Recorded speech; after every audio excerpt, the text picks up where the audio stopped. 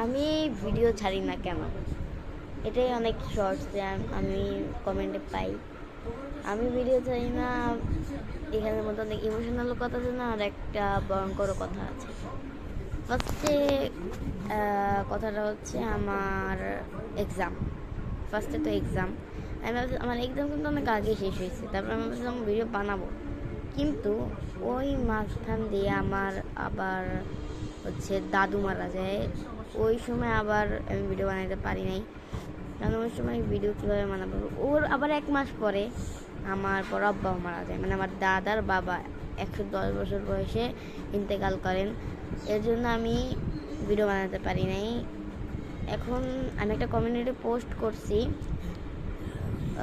এখন থেকে আমি রেগুলার ভিডিও বানানোর চেষ্টা করব, কারণ আমি ভিডিও বানাতে চাই, কিন্তু কিছু সময় আসে আমি ভিডিওটা আপলোড করতে পারি না, কিন্তু একটা সমস্যা হয় পোস্ট নিয়ে বা কথাবার্তা নিয়ে, কিন্তু একটা সমস্যা হয়, এর জন্য আমি ভিডিওটা তৈরি করতে পারি না। বাট আজকের যে কথার পরে মনে হয় না আমি ভিডিওটা আপলোড করব। এই ভিডিওটা আমি নাও আপলোড করতে পারি, আমি আপলোড করলে অবশ্যই আপনারা দেখবেন। প্লিজ লাইক আর সাবস্ক্রাইব করে দিন। Bye bye.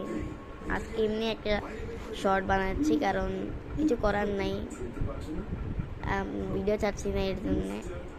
তো এগুলোই বলার ছিল। টাটা।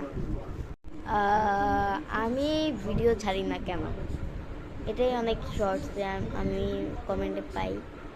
আমি ভিডিও ছাড়ি না, এখানের মধ্যে অনেক ইমোশনাল কথা আছে না, আর একটা ভয়ঙ্কর কথা আছে। ফার্স্টে কথাটা হচ্ছে আমার এক্সাম। ফার্স্টে তো এক্সাম, আমি ভাবছি আমার এক্সাম কিন্তু অনেক আগে শেষ হয়েছে, তারপর আমি ভাবছিলাম ভিডিও বানাবো, কিন্তু ওই মাঝখান দিয়ে আমার আবার হচ্ছে দাদু মারা যায়। ওই সময় আবার আমি ভিডিও বানাতে পারি নাই, কারণ ওই সময় ভিডিও কীভাবে বানাবো। ওর আবার 1 মাস পরে আমার বড় আব্বাও মারা যায়, মানে আমার দাদার বাবা 110 বছর বয়সে ইন্তেকাল করেন। এর জন্য আমি ভিডিও বানাতে পারি নাই। এখন আমি একটা কমিউনিটি পোস্ট করছি, এখন থেকে আমি রেগুলার ভিডিও বানানোর চেষ্টা করব, কারণ আমি ভিডিও বানাতে চাই, কিন্তু কিছু সময় আসে আমি ভিডিওটা আপলোড করতে পারি না, কিন্তু একটা সমস্যা হয় পোস্ট নিয়ে বা কথাবার্তা নিয়ে, কিন্তু একটা সমস্যা হয়, এর জন্য আমি ভিডিওটা তৈরি করতে পারি না। বাট আজকের যে কথার পরে মনে হয় না আমি ভিডিওটা আপলোড করব। এই ভিডিওটা আমি নাও আপলোড করতে পারি, আমি আপলোড করলে অবশ্যই আপনারা দেখবেন।